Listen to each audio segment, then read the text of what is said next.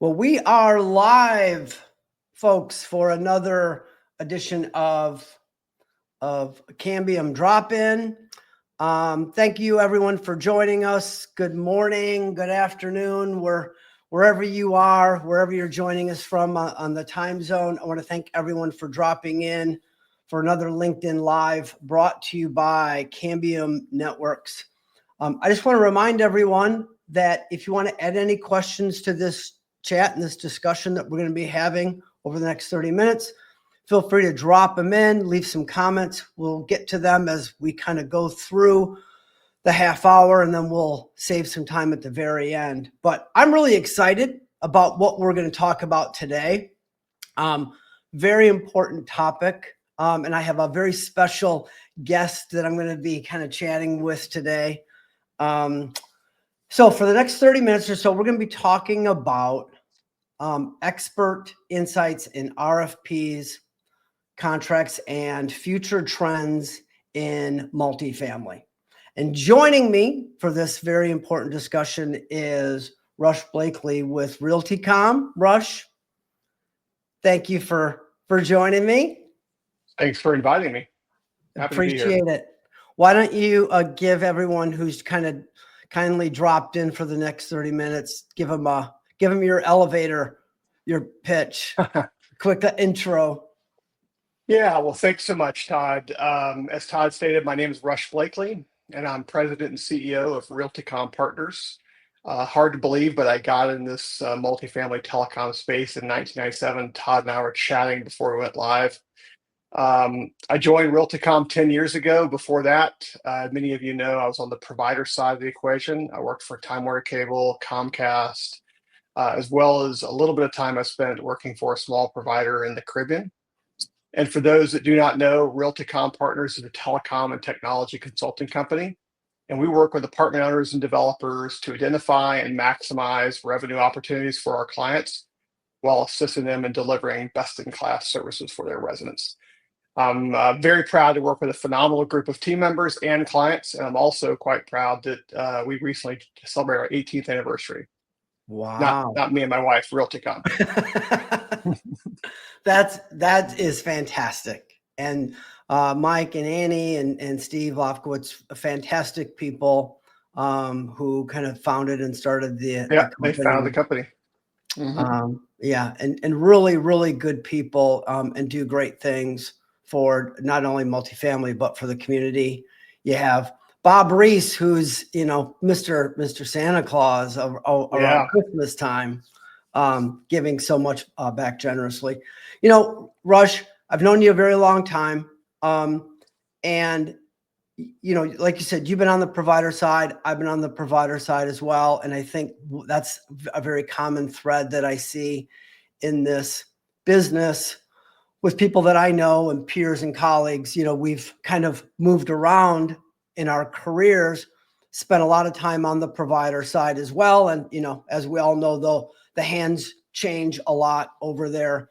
But there's some commonality, and those are some of the things that I kind of want to talk about today. And, one of those being the value that, someone like RealtyCom, the value that they would bring, and an owner having that in their corner. Maybe speak to that a little bit, and then we'll kind of segue into talking a little bit about the RFP process, because I know that's very important. Yeah, absolutely. So we use our expertise, and we have a team of about 35 people, most of them with varied experience across property ownership, management, as well as quite a few of them. Some of you mentioned on the provider side as well. And we work to help shape and deliver on our client strategies. And in doing so, as I mentioned earlier, help ensure best-in-class services are available for residents while helping our clients maximize revenue, or NOI. And we act as our client's trusted advisor. We feel there's a number of different pieces to our value proposition. I'm not going to go through all of them today. Happy to go through that in person with people, but I want to touch on a couple of points that are often overlooked. Number one, we call project management. when a client is deploying managed Wi-Fi, allowing a fiber overbuild, or any type of other upgrade of the property, there are many steps between signing a contract and getting a successful deployment done. And so we have folks on staff that help host, and this is not rocket science, but host calls, follow up on deliverables, escalate items when they need to be escalated, and what can often be 3 to 4 or 5 months between contract and successful deployment. And so we feel that by doing so, we can ensure a successful deployment. And we've all been there where things don't go as planned. And so we try to expect what we inspect. Last thing I should have mentioned earlier, we are not affiliated or compensated by any provider. So we provide various options from qualified providers to meet our clients' need. And then ultimately, we are agnostic as to which provider they choose. Well, and I think also it's in part of what we're talking about here today is being that technology expert, because I talk to a lot of owners and developers. There's some very, very savvy. They know it. They have the IT staff, but really coming at it from a consultative approach and being able to, like you said, be neutral when it comes to providers, and being able to, from that neutral standpoint, be able to provide your clients, the owners, developers, guidance that they might not be able to get anywhere else. Things like this are very important. Going to the trade shows, going to the conferences, the NMHC, Optex, and Apartmentalize and such are very, very important. But I think that's something that you guys bring to the table, right? That can't be overlooked, right? Mm-hmm. Yeah, having the expertise to completely understand the ins and outs of the different technologies that are out there, the different options a property owner has to deploy services for their residents is certainly key. And we have clients across really varied sizes, from the very largest down to the very smallest, and we don't expect any of our clients to understand what it is we do. So we try to put it in front of them in a way that's easily understandable. We stack up options that are as much as possible apples to apples and let them make informed decisions. And then we help them put the pedal on the metal there going forward to get it deployed. I think one of the things which that's a great segue into what I want to talk about next, which is RFPs. It's a big part of our business, our industry's business. Regardless if you're putting in managed Wi-Fi, you're putting in IoT smart, and we're going to get into some of the trends I want to talk about at the end if we have some time. But I've responded to hundreds of RFPs in my 25 years, including some RealtyCom, right, have generated for their clients. And it's complicated, yet I think it's a pretty simple process. Walk us through what it would look like with say RealtyCom when you guys are putting that out. And not only I know which is really important, I don't want to steal some thunder away from you, but you guys kind of segregate those, and you have Phil Valetzos and his team working on the new build, and then Mike Miller and Bob Reese and team working on the existing properties. And there's the same yet very, very different. So, right. I mean, why don't we talk about that, which is, I think, as an owner, developer listening in and watching can find some value there. Yeah, it's a great question. The reason that we do that is Phil, who's one of my partners who manages our new construction vertical, he has a team of planning engineers on his staff. And so really the key difference between new builds and existing when it comes to RFPs in our eye is low voltage plans, which we feel are necessary to inform a proper RFP process. And so for us, that starts really with a programming call. We want to have an informative, detailed call with our client. We want to understand their needs, specific information about the property, their desired service model, for example, and understand not just things related to LV for telecom, but also AV, access control, any other requirements are going to be sort of tangled together in this web. And that programming call then informs our design scope. Now we can provide LV design if that's what our clients need. We'll do that on a deliverable. But most of what we do is peer review, or design assist. And so in that case, we're reviewing existing low voltage plans that have been drawn up, or in many cases these days, design, build, shop drawings. And so we're reviewing those to ensure that the minimum requirements to meet the needs that the client has stated their goal is. So let's say managed Wi-Fi. The minimum requirements are going to be there from telecom spaces, infrastructure, wiring, etc. But also some thoughtful items the owner might want to consider when it comes to future flexibility. Then those marked up plans or LV plans that we drew up then flow through to an RFP. And then and only then can we send it out to a group of curated providers that we've picked, qualified providers that will meet those needs, depending again on what the owner's goals are relative to resident-facing telecom. And again, the goal is as much as possible to drive apples to apples proposal responses. We don't expect dollars and cents to be apples to apples, but we want to understand that the device types are the same as much as possible, that the quantities are the same, et cetera, and the expectations are there. So on like if we're taking new build and existing, what would you say are probably the key differences and that you're trying to help? So if I'm a owner and I have a portfolio of 10, 20, 30 or more properties that I want to implement technology, I want to put managed Wi-Fi in, versus I'm going to, ground up development and I'm going to build out and I'm going to do, whether it's garden style, high rise, whatever, over a period of years.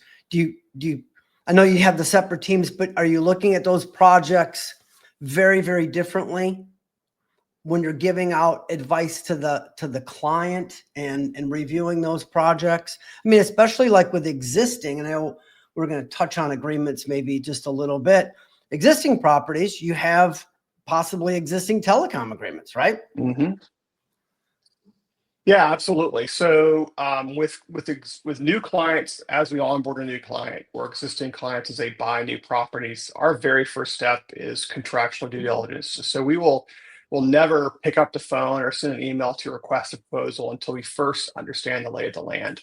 And in doing so, not only gets us and our clients highly organized, but we'll highlight where there are opportunities. And so again, understanding our clients' needs, layer in what the opportunities are at the property, that will then define what the opportunities are for 2025 or for 2026, depending upon the client and their needs. And so I think the other thing that stands out to me is really site visits. There are many providers that still do in-person site visits. Many are doing desk surveys. There are many intricacies involved especially in garden style communities, and I talk about that a little bit later, that I think really need boots on ground. We've seen far too many times where scope of work is changed after the contract's done, because that's when boots are finally getting on site. But I think that's really the understanding the existing contracts, understanding existing infrastructure that's in place today, as well as what might need to be changed to allow for managed Wi-Fi is critical. Yeah, and I think what for kind of the benefit of the people listening in, what we're talking about here is you have an existing property, and you could do a desktop with kind of the phrase in our industry. You could do a desktop design without having eyes on that property, but it's kind of, I don't want to say vague, but there's going to be a lot of kind of you're making assumptions in there. Yeah. Because you don't know. You don't know what you don't know. It's like hiring, you got those home improvement shows, right? And I know they do a lot of this for drama, of course, because they have to bake that into the TV show.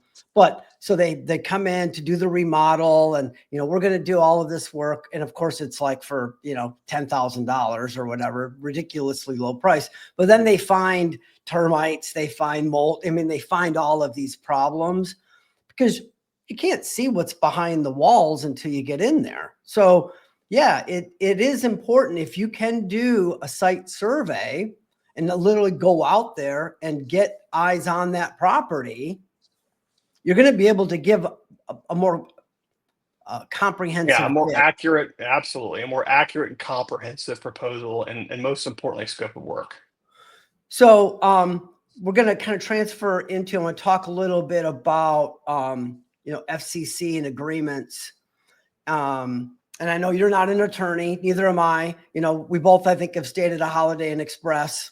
So one of the things that I've seen time and time again is when an owner is doing their DD or they're doing their due diligence, which you point out you guys assist with, and a lot of agreements are recorded, meaning, they're an easement, it's recorded with the Register of Deeds office. But as they're doing that due diligence, and how common have you seen where an owner buys a property and they didn't realize they had a contract?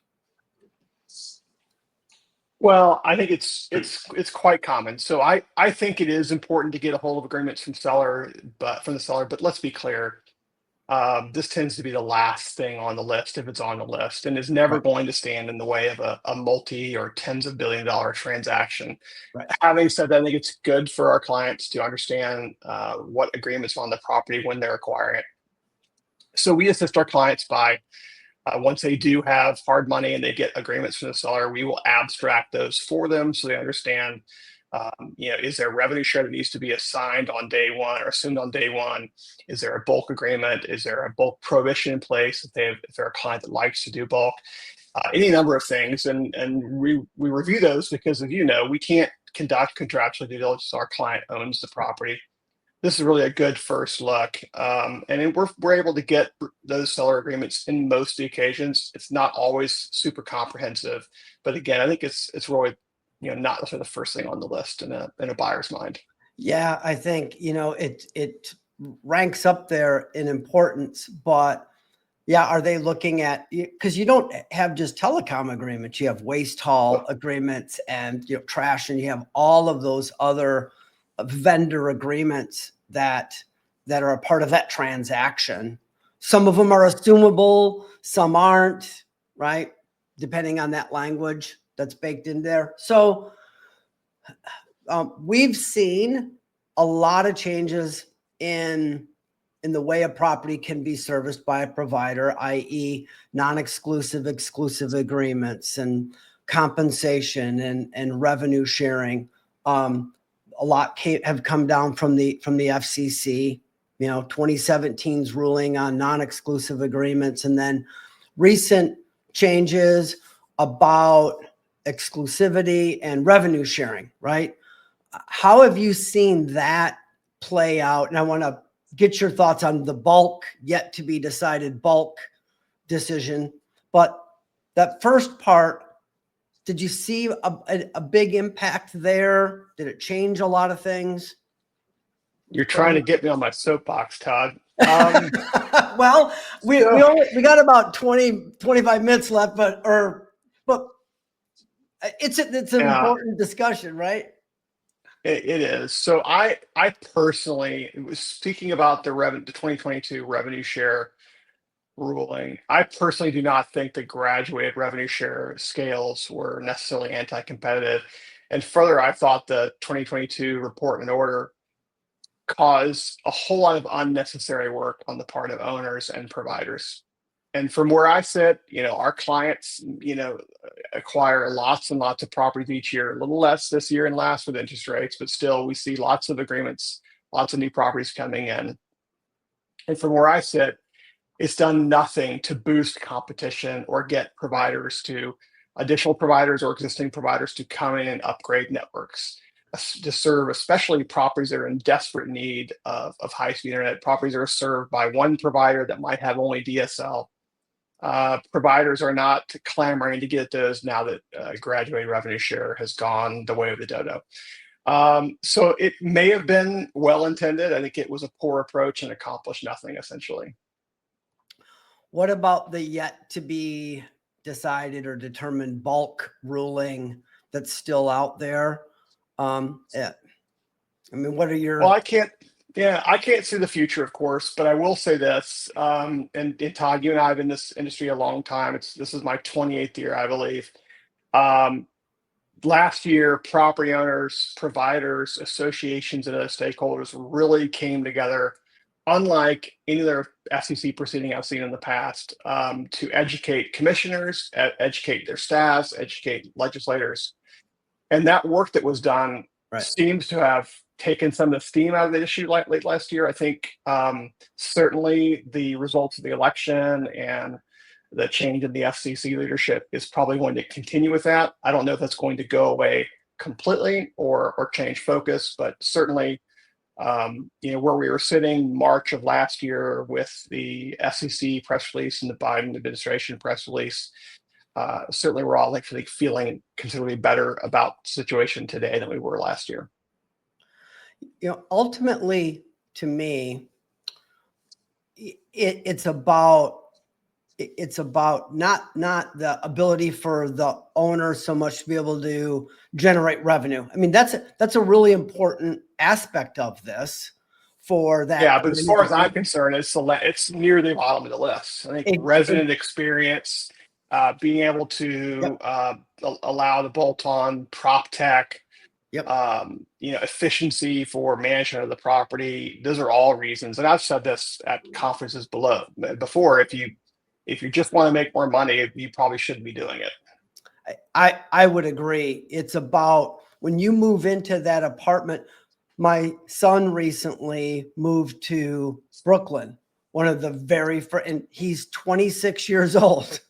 One of the very first things he had to have, he didn't care about the electric or anything else. It was the internet, and it wasn't bulk. So he had to make sure that he had to get that scheduled and get that set up. And the provider was great. They even had some problems initially, and they sent a tech out on a Friday night to him and his roommate to get everything fixed.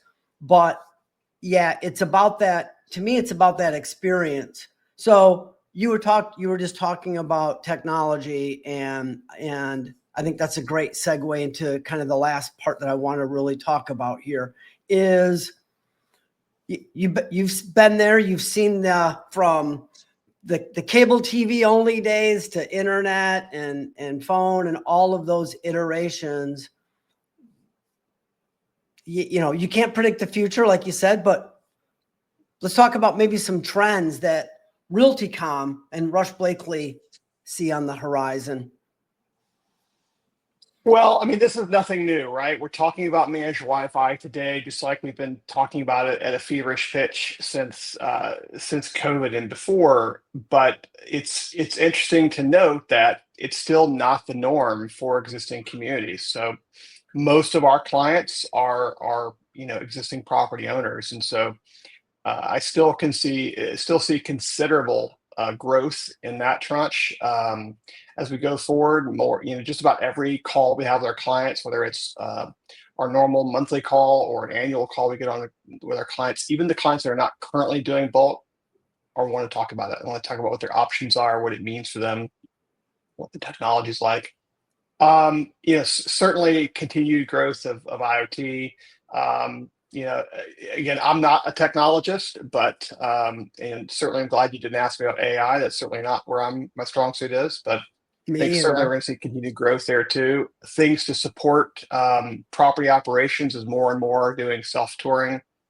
We have clients that have very scaled back or no leasing offices on site. It's a nice way of doing things if you want to do it that way. Do you see managed Wi-Fi becoming more prevalent than just say bulk internet? And for people listening, bulk internet or bulk modem, just putting a modem or a router in a unit versus an enterprise grade system where you're deploying a network. Cambium access points, so you're right, but access points and switching. Are you seeing an uptick there? Are you still seeing a lot of just bulk internet as well? In terms of new transactions, I think certainly managed Wi-Fi there are more of those transactions. Certainly modem style bulk or traditional bulk has a bit of a head start. And there are, again, as we talked about, it really comes down to what the client's needs are. And what their capital stack looks like, what their needs are, what the existing infrastructure is like in the property will ultimately determine which path they go. I think all else being equal, we all can agree that managed Wi-Fi is going to deliver the better resident experience. It's going to allow them to bolt on prop tech, add efficiencies for the property. But there are going to be those cases where a modem bulk might make sense. I think in smaller properties, I think it still makes a lot of sense. In a 20, 30, 50 unit property, it's hard to make the financial numbers work for it to pencil out. And I'll be clear and the first to admit, you may have a 300 unit property. Don't throw in technology just for the sake of throwing in technology either. It's something that I think you really want to evaluate and understand. Talk to people, talk to other owners and developers who've done it if you haven't, because what ends up happening too is an owner or developer, I've talked to dozens of them where they do it, they have a really bad experience, and then they think it's going to be exactly the same if I move forward. And there might be some things about that experience. Could have been the provider. I don't know, but don't let just one bad experience kind of spoil it for you either. Yeah, I think it also comes back to what are you trying to solve for? Right. And again, technology is, for technology's sake, not necessarily is the way to go. I got one question here. We'll answer before we hop off. So we didn't talk about this. I don't think we did. Any nuances or differences they're asking about property types? So I'm assuming they're asking student housing versus luxury versus senior versus affordable. Do you see any difference? Well, certainly, student versus, other types of housing, conventional, affordable, certainly there's a big difference there. I alluded to this earlier. I think garden style in existing properties is a differentiator. Not some providers excel at doing managed Wi-Fi and garden style. Others do not necessarily excel at it. Right. I think also mixed use properties is a big differentiator there. You have to worry about not only meeting the needs of your residents, but also meeting the telecom needs, which can be vastly different for retail spaces, for commercial tenants as well. And beyond that, I think certainly there are going to be some small nuances. Those are really the two things that ring true to me first. If any owner, we're pretty much out of time. Rush, if any owner developer wants to get a hold of you or anybody just has a question, what is the best way to get a hold of Rush Blakely? You can text me, you can email me. Our website's scrolling across the bottom. I'm not going to get my cell phone out on this. No, we don't want to do that. Grab me through LinkedIn. If you're watching this on LinkedIn, I'm there. That's usually the best place to find us. Yeah. Or trade That's shows. one way to find us. What are the trade shows? Yeah. Number of trade shows that are coming up. Well, Rush, thank you so much. I'll be at the RETTC, whatever it's called now, the conference in a couple of months. I won't be at the annual meeting.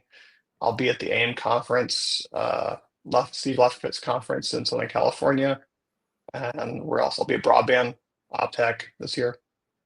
The core ones that we all pretty much hit.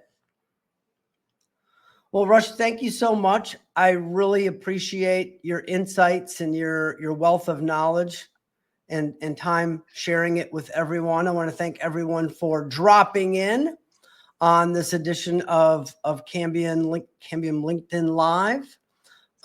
You know where to find me. I'm on LinkedIn as well. We have a lot more coming as 2025 continues. Look for another fabulous LinkedIn Live coming up next month. I don't want to spoil it.